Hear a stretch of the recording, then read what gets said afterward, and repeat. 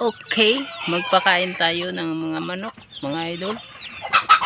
Yung ating French chicken sa alaga lang sa bahay, mga idol.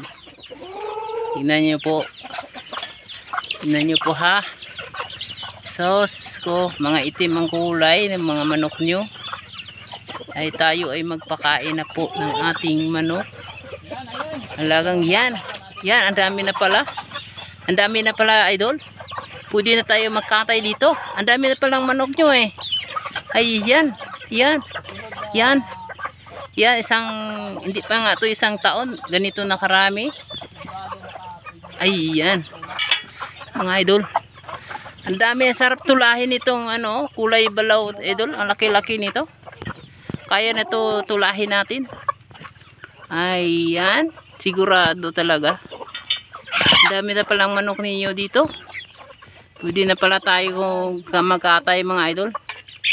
At siguro mga yan, nasarap tulahin nito. Yun ang kulay gold oh. Yan. Ang sarap niyan. Pag lumaki na yan, pwede na yan. Yan pag lumaki yung mga maliit yan, pwede na tayo magtula. Oo. Sarap yan sarap yan isabong sa kawali, mga idol. Yun ang kulay gold. Sabong sa kawali. Kain na kayo para mabilis lumaki. Ayan. Ganito talaga kadami ang manok kapag nandito lang tayo sa ating farm, mga idol. Nandito lang tayo sa bukid, bumahay.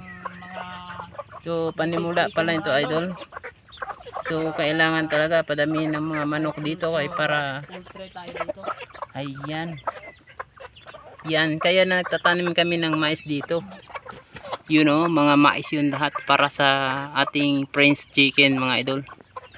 Ay siguro matutusan na natin ang pagkain nito. Dahil mayroon na po kaming mga tanim na mga pagkain nila tulad ng mais. Ayan, mga idol.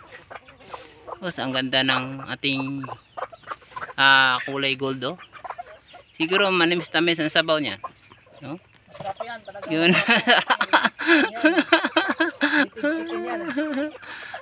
Dito makita natin ang mga native na mga manok, mga idol. Hindi talaga talaga mga hybrid, hindi. Kaya native chicken is masarap talaga sa bawan, tulahin. Yun ang kulay black na yan oh. Piraso pa lang ito. Bisayang Bisaya talaga oh. Ang kulay black na yan oh. Yan oh. Tumakbo-takbo pa. Yan oh. 20 piraso.